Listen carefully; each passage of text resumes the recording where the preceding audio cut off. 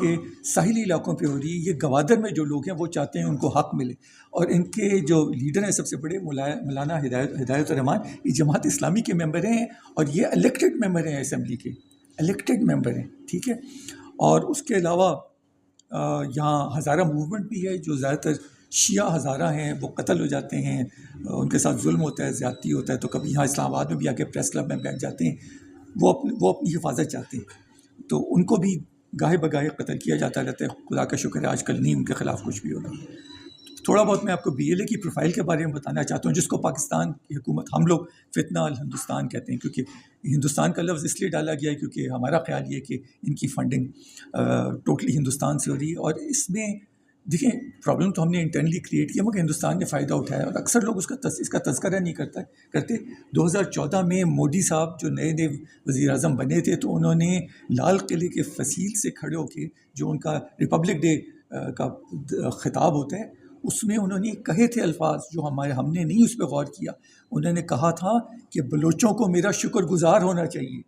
2014 میں کہا تھا, لال قلعے کی فصیل سے کہا تھا. میں نے کہیں اپنے گورنمنٹ کے نیریٹو میں نہیں دیکھا, کیوں نہیں ہم اس کو کیپٹلائز کرتے. مطلب اس میں تو شک شبے کی کوئی گنجائش ہی نہیں کہ India is financing and supporting an insurgency which is of our own making. مجھے کوئی شک نہیں, جنرل لودھی نے بالکل صحیح کہا, ہماری اپنی غلطیوں سے یہ تمام چیزیں ہوئی ہیں.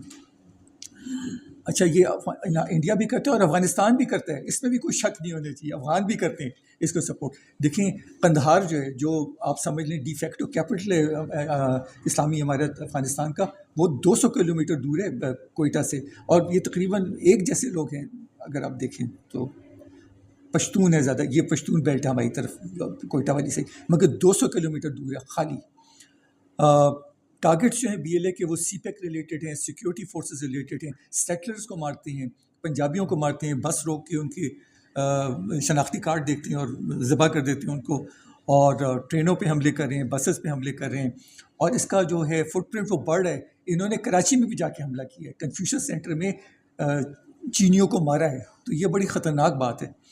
اور ان کے ٹیکٹس میں سوسائڈ بامبنگ شامل ہے, اور سب سے زیادہ جو نیا ٹرینڈ ہے وہ فیمیل بامبرز شامل ہیں. اور ملٹیپل کوآرڈینیٹڈ اٹیکس جو بھی کیے تھے, دیکھیں یہ 12 جگہ پہ ملٹیپل کوآرڈینیٹڈ اٹیکس کیے تھے. اس کے لیے بہت زیادہ آپ کو کمانڈ اینڈ کنٹرول کی ضرورت ہے. دیکھیں یہ تو ہم فوجی آپریشنز بھی کرتے ہیں, تو اتنا بڑا اگر آپ ایک منصوبہ بنائیں یا پلان بنائیں, اس کو کنٹرول کرنا بڑا مشکل بات ہے. 12 جگہ پہ ایک وقت پہ ایک دن پہ حملہ ہوا ہے, تو یہ خطرے کی گھنٹیاں بجنی چاہیے.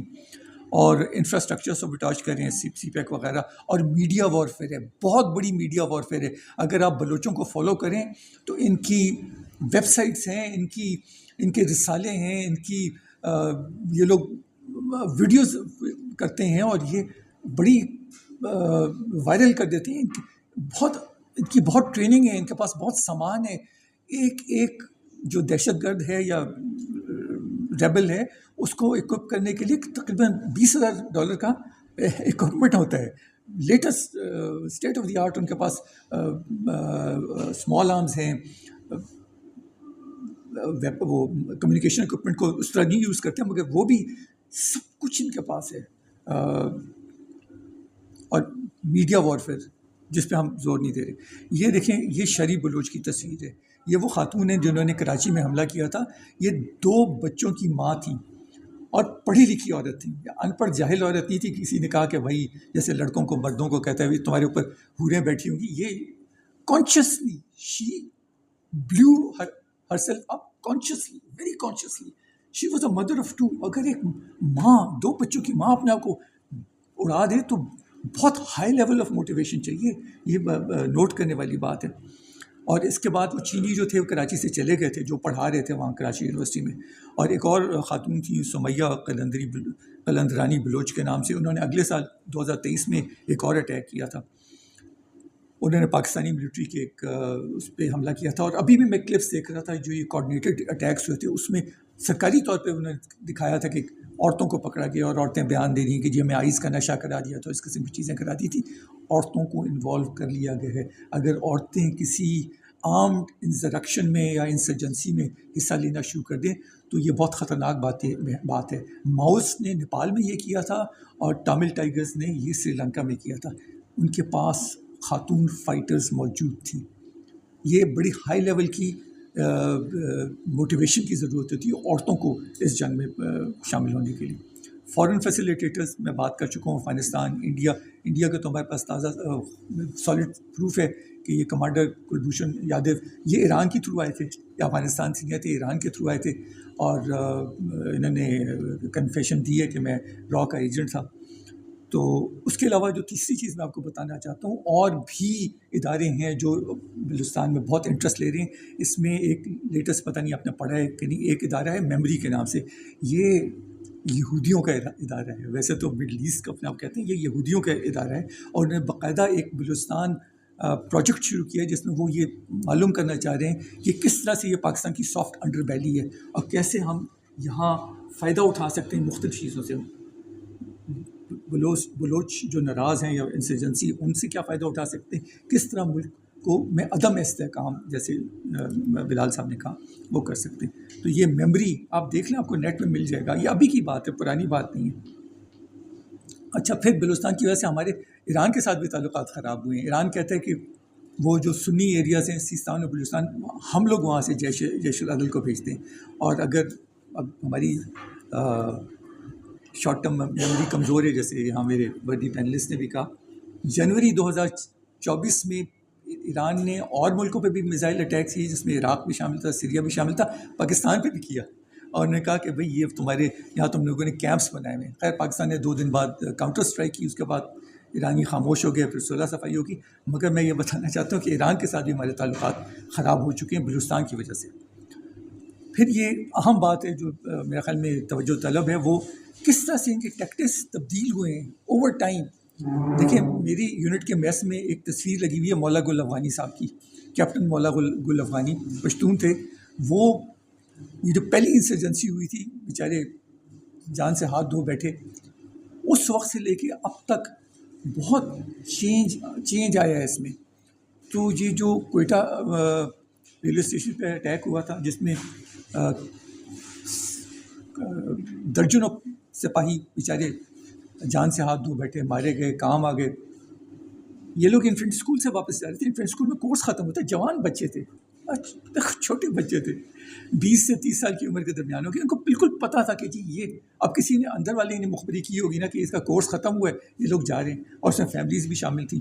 کوئٹہ ریلوے اسٹیشن پہ اٹیک کر دیا. پھر اس کے بعد جعفر ایکسپریس پہ جو اٹیک ہوا، یہ تو دیکھیں، یہ تو ٹرینس کو ہائی جیک کرنا تو بہت بڑی ایسی بات ہے کہ اس کے لیے بہت کوآرڈینیشن، بہت انٹیلیجنس کی ضرورت ہوتی ہے کہ جعفر ایکسپریس پہ کیسے اٹیک کیا. جو لارنس آف عربیہ تھا، جو اس نے ایک کیمپین چلائی تھی، جو اب حالیہ سعودی عرب ہیں، اس نے کہا جتنی ریلوے لائن ہے یہ جو عثمانیوں نے بچھائی ہوئی ہے، اس کو جگہ جگہ جا کے نا سیبوٹاج کرو. اور جو ترک افواج ہیں وہ ان کو بالکل پینی پیسز میں بٹ جائیں گی. جگہ جگہ ان کو تعینات کرنا پڑے گا. اور یہ جو عرب ریبیلین تھا وہ اسی لیے کامیاب ہوا کہ انہوں نے انفراسٹرکچر پہ حملہ کیا. مگر یہ جعفر ایکسپریس پہ تو پوری ٹرین کو ہائی جیک کر لیا، اور بہت بڑے پیمانے پہ ہمیں اس کو کاؤنٹر کرنا پڑا، جس میں ایئر فورس بھی شامل تھی، اسپیشل فورسز بھی شامل تھیں اور سب. تو لوگ بیچارے شہید بھی ہوئے اس میں. تو یہ خیال ہے توجہ طلب چیز ہے. میں امید کرتا ہوں کہ ہمارے اسٹاف کالجز میں اور وار کالجز میں یہ چیز پڑھائی جا رہی ہو کہ بھئی کس طرح سے یہ انسرجنسی یا ریبیلیون کو کاؤنٹر کیا جا سکتا ہے. تو اس اہم سوال توجہ طلب آپ سب شاید آگے اس پہ بات چیت کریں کہ کیوں اس لمحے پہ بلوچ جو دہشت گردی، بلوچ جو کہ سیپریٹسٹ ہیں، جو شدت پسند جو کہ ملک کے خلاف بغاوت کریں، وہ کیوں اس لمحے پہ وہ اتنے بولڈ ہو گئے ہیں اور کیوں اتنے اگریسو ہو گئے ہیں. یہ بات آپ لوگ بتائیے گا جو یہاں بیٹھے ہوئے. اسٹریٹجک چیلنجز جو ہمارے پاس ہیں وہ انٹرنل ڈسکنٹینٹ ہے، بات پہلے بھی ہو چکی. انسرجنٹس جو ہیں وہ اڈیپٹ کر رہے ہیں، نئے حالات کے تحت اپنے آپ کو چینج کر رہے ہیں.